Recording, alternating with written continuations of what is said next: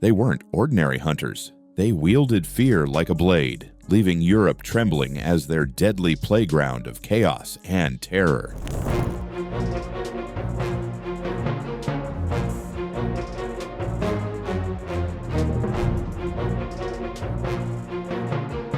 The Gestapo grew on torture chambers, quick executions, and never-ending psychological torture that silenced millions into compliance rather than simply terroristic violence. Still, their worst techniques ran even deeper, buried under layers of fear and secrecy. Going back to 1933 will help you really grasp how the Gestapo came to embody fear. Originally started under Hermann Göring, the group soon came under Heinrich Himmler's total authority, one of Hitler's most brutal and calculating friends. The Gestapo first functioned outside the parameters of conventional police. Courts, judges, or even written laws did not limit them. Should they find someone a threat, that individual would vanish overnight. No trial, no defense, no documentation, just disappearance. Working hand in hand with the SS and the SD, they created a chilling triangle of power: surveillance, execution, and complete control. Their targets were anyone who defied or failed to fit the Nazi vision: Jews, communists, resistance fighters, and numerous others labeled undesirable, including Jehovah's Witnesses, Romani people, or homosexuals.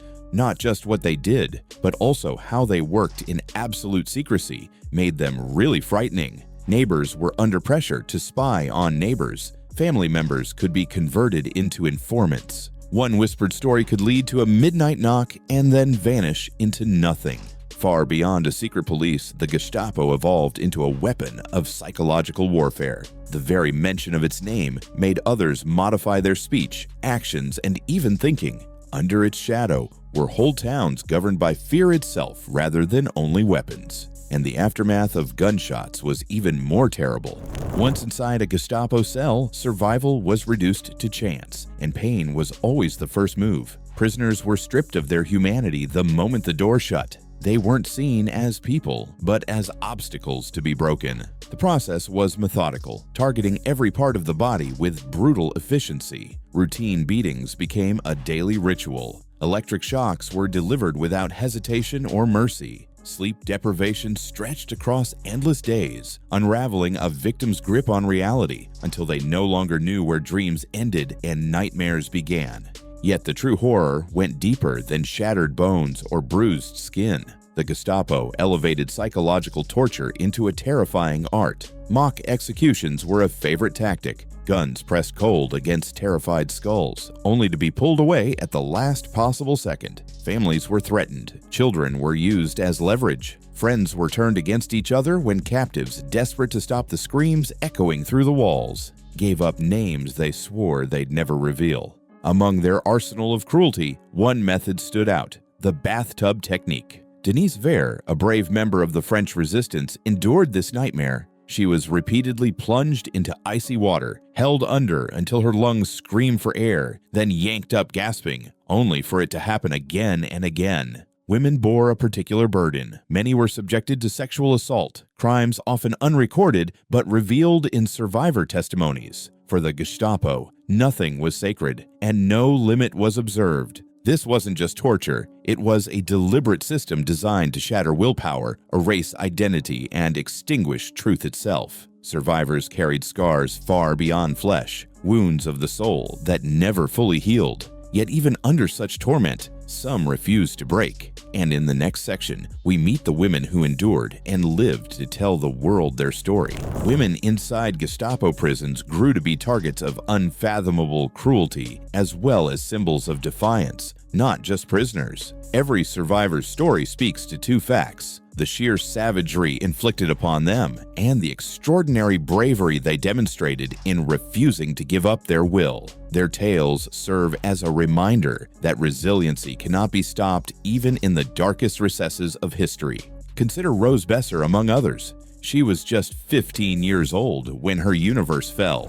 Thrown behind the frigid bars of a Gestapo cell, she had been arrested for black market trade. Often the only lifeline for Jewish families under Nazi persecution, she dwelt surrounded by screams for 21 unending days, listening to the suffering of those being tortured all around her. Though she was finally freed, the trauma from those weeks stayed with her for the whole of her life. Alice van Steenberg, a courageous member of the French resistance, followed next. She got into the clutches of Klaus Barbie, the notorious Butcher of Lyon, whose mercilessness grew well known. Alice suffered such terrible abuse that she was left permanently crippled. Though her body carried the marks permanently, she never gave in. She saved many lives by remaining silent, therefore demonstrating that courage sometimes meant enduring the unendurable. The tale of Irina Sendler is distinguished by its amazing heroism. To remove more than 2,500 Jewish children from Warsaw, she risked all ghetto. The Gestapo tortured her mercilessly once she was eventually apprehended, fracturing both her legs. Condemned to death, she was rescued at the last minute when Polish resistance fighters bribed a guard. Instead of disappearing, Irina went undercover and kept on with her job, saving even more lives. Despite nearly drowning several times, Denise Vere, a survivor of the terrible bathtub torture, refused to betray her network. Her silence saved dozens of other warriors, although she paid heavily for it. Renee Bornstein, just a child, was finally photographed with her group. She lived only because Marianne Cohn, her resistance guide, accepted all accountability. Though Cohn was later killed by the Gestapo, her gift saved the children. These women were spiritual warriors more than survivors. Their narratives show that the human spirit may still fight even when freedom is lost. Coming up is our discovery of how the Gestapo set up mass deportations and created the instrument of genocide. Of the Holocaust. The methodical killer, the Nazi Holocaust monster. He is directly culpable for the murder of 6 million Jews. Serving both as pitiless enforcers and as a terror to resistance warriors, the Gestapo stood at the heart of the Holocaust machine.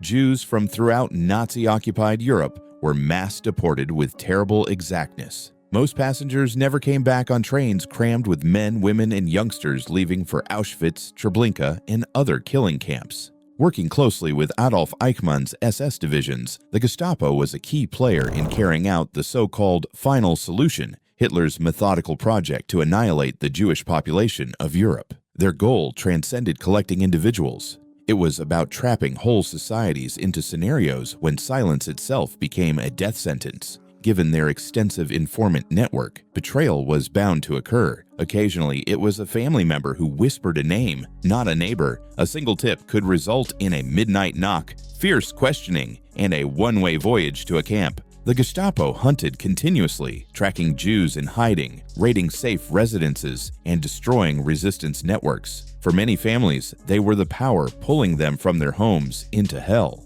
As the Third Reich fell, however, the hunters themselves became targets of chase, and justice approached.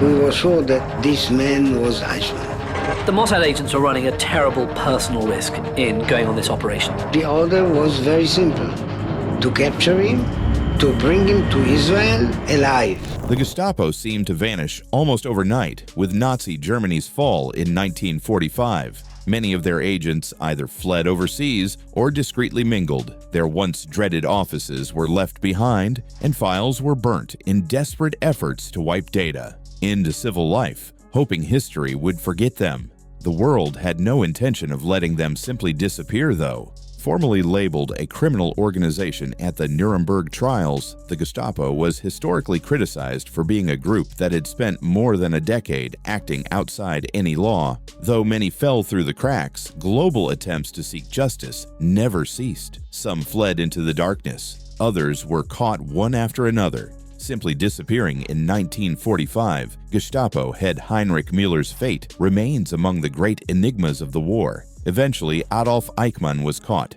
Israeli agents found him residing under an assumed identity in Argentina in 1960. Found guilty after a Jerusalem trial, he was shot in 1962. Klaus Barbie, known as the Butcher of Lyon, spent decades underground in South America. Ultimately extradited to France in the 1980s, he was found guilty of crimes against humanity and condemned to life in prison in 1987. The Gestapo crumbled, but their offenses were not forgotten. Though delayed, justice arrived.